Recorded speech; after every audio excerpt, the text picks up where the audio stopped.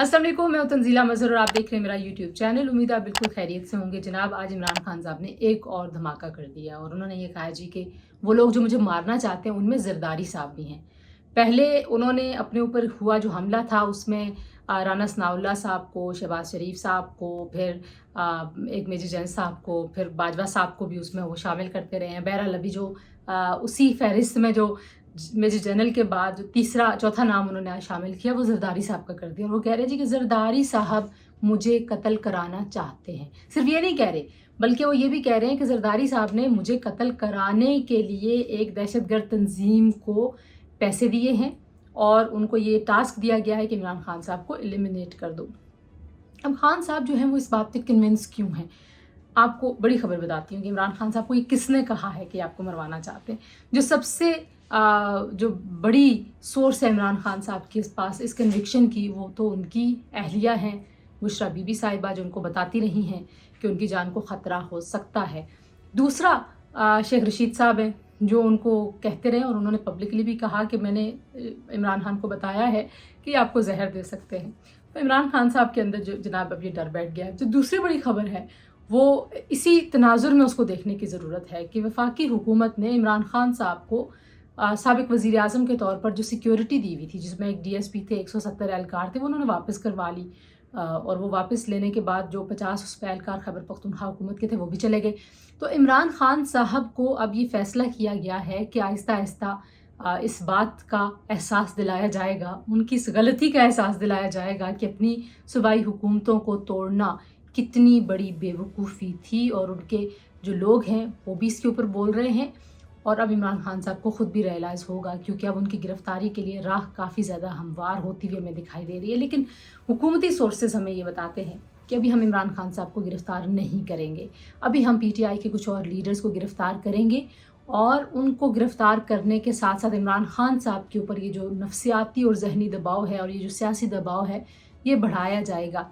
उससे हासिल क्या होगा ये मुझे नहीं पता, लेकिन वो चाहते हैं कि इमरान खान साहब जो हैं वो अगर लोगों को कोई कॉल देना चाहते हैं एहतजाज की, कोई इस तरह की बात कहना चाहते हैं, तो वो उनको पता चल जाए कि लोग जो हैं वो कितने बाहर निकलते हैं और कितने बाहर नहीं निकलते। तो अभी फ़ौरन कुछ दिनों तक तो इमरान खान साहब की गिरफ़्तारी के इम्कानात हमें कम नज़र आते हैं। लेकिन अगर इमरान खान साहब के ऊपर जो केसेस चल रहे हैं, जिसमें बहुत सारे कानूनी माहिरीन इस बात पर इत्तफ़ाक़ रखते हैं कि इमरान खान साहब उन केसेस में से किसी में भी नाअहल हो सकते हैं, यानी कि बिलखुसूस जो उनकी मुबैना बेटी वाला केस है, जिसमें हमने देखा कि उनके वकील सलमान अकरम राजा ने 1 हफ़्ता मांगा है उस केस में, तो बहुत सारे लोगों को शक है कि उस केस में इमरान खान साहब को नाअहल कर दिया जाएगा, क्योंकि इलेक्शन कमीशन के कवानीन में बहुत ज़रूरी है कि जब आप अपने असासे और अपने ख़ानदान की मालूमात शेयर करते हैं तो वो सारी की सारी दुरुस्त मालूमात शेयर करनी चाहिए। अब इमरान खान साहब का एक हलफनामा भी सामने आ चुका है, काफ़ी सारे डॉक्यूमेंट्स ऐसे हैं जो इस बात के लिए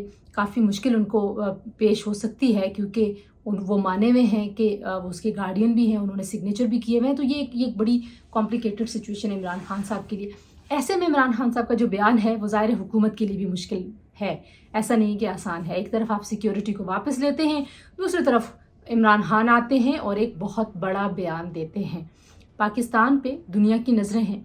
इमरान खान साहब एक ऐसा बयानिया बना रहे हैं कि उनकी जान को ख़तरा है। वो चाहते हैं कि कोई आलमी ताकतें आएँ, इसमें इंटरवीन करें, चाहे वो अमेरिका कहे फ़ौज से या कोई और कहे, लेकिन इस्टेब्लिशमेंट की तरफ से इमरान खान साहब को सिक्योरिटी की यकीन दहानी चाहिए इस वक्त में, जब हम देख रहे हैं कि कोई सियासी जो बातचीत होती है, जो सियासी राब्ते होते हैं, वो इमरान खान के और दीगर जमातों के ना होने के बराबर हैं। इसी तरीके से आरिफ अलवी साहब ने जो दावा किया कि वो मुज़ाकरात के लिए इमरान खान साहब को राज़ी कर रहे थे, उसकी भी जो हकीकत है, हमारे जो PTI में सोर्सेज हैं मुझे कहते हैं जी कि इमरान खान बिल्कुल भी मुज़ाकरात के लिए तैयार नहीं थे, ना कल थे, ना आज हैं, ना ही उनको ये उम्मीद है कि वो कल मुज़ाकरात के लिए तैयार होंगे। अब क्या इमरान खान साहब जो हैं उनको फ़ौरन गिरफ़्तार कर लिया जाएगा? हुकूमत के अंदर जो हमारे सोर्सेज हैं वो कहते हैं जी कि नहीं, हम इमरान खान साहब को फ़ौरी तौर पर गिरफ़्तार करने के हक़ में नहीं हैं। लेकिन इमरान खान साहब के लिए बुरा वक्त शुरू हो चुका है। उनके जो हामी हैं, उनके जो बहुत क्लोज़ लोग हैं, उनके ख़िलाफ़ भी कार्रवाइयों का आगाज़ हो गया है। जैसे लाल हवेली का एक मामला है, बड़े अरसे का चल रहा है, लेकिन यकदम उसमें तेज़ी आ गई। फिर ये सिक्योरिटी वापस लेने का यकदम एक फ़ैसला आ गया اور وہ جو عمران خان صاحب کو خدشہ تھا، پھر جتنے لوگ محسن نقوی صاحب کی کابینہ میں ہیں پبلکلی ان کے نظریات عمران خان صاحب کے نظریات کے بہت خلاف ہیں، وہ عمران خان صاحب کے بہت سارے لوگ مخالف ہیں جو پبلکلی عمران خان صاحب کی پالیسیوں پہ ان کی سیاست پہ تنقید کرتے رہے ہیں۔ تو خان صاحب کا جو ڈر ہے وہ سچ ثابت ہونے جا رہا ہے، یہ تو بڑا کلیئرلی نظر آ رہا ہے۔ لیکن اب خان صاحب کریں گے کیا عمران خان صاحب اسلام آباد واپس آ رہے ہیں؟ پی ٹی آئی کے اندر جو سورسز ہیں وہ کہتے ہیں جی کہ نہیں، فی الحال ان کا ایسا کوئی ارادہ نہیں ہے، لیکن جب ان کو کوئی یہ کنونس کرے گا کہ وہ لاہور میں گرفتار ہو سکتے ہیں، پھر وہ اسلام آباد آ سکتے ہیں، یا وہ آزاد کشمیر جا سکتے ہیں، یا وہ آزاد کشمیر ہاؤس میں آ کر مقیم ہو سکتے ہیں۔ بنی گالہ وہ نہیں جائیں گے۔ جب پنڈی وہ آئے تھے اپنی اسمبلیوں کی تحلیل کا انہوں نے اعلان کیا تھا، اس وقت بھی یہ خبریں آئی تھیں کہ شاید وہ بنی گالہ آئیں گے، لیکن وہ بنی گالہ نہیں آئے۔ ان کو بہت زیادہ ڈر ہے اس بات سے کہ ان کو کہیں گرفتار نہ کر لیا جائے۔ تو اب یہ جو نروز کی گیم ہے یہ سٹارٹ ہو گئی ہے۔ ادھر سے عمران خان صاحب کے جو بیانات ہیں وہ اس حکومت کو کتنا فرسٹریٹ کرتے ہیں اور حکومت کتنا ریئیکٹ کرتی ہے، کیونکہ جب حکومت میں آپ ہوتے ہیں تو آپ کے اوپر زیادہ ذمہ داری ہے تدبر کی، آپ کے اوپر زیادہ ذمہ داری ہے کہ آپ سمجھداری سے اس ساری سچویشن کو ہینڈل کریں اور کسی قسم کا کوئی جذباتی رد عمل جو ہے وہ نہ دکھایا جائے۔ تو اب یہ جو معاملہ ہے اب یہ دیکھنے کی ضرورت ہے کہ اس کو حکومت کس طریقے سے جو ہے وہ ڈیل کرے گی۔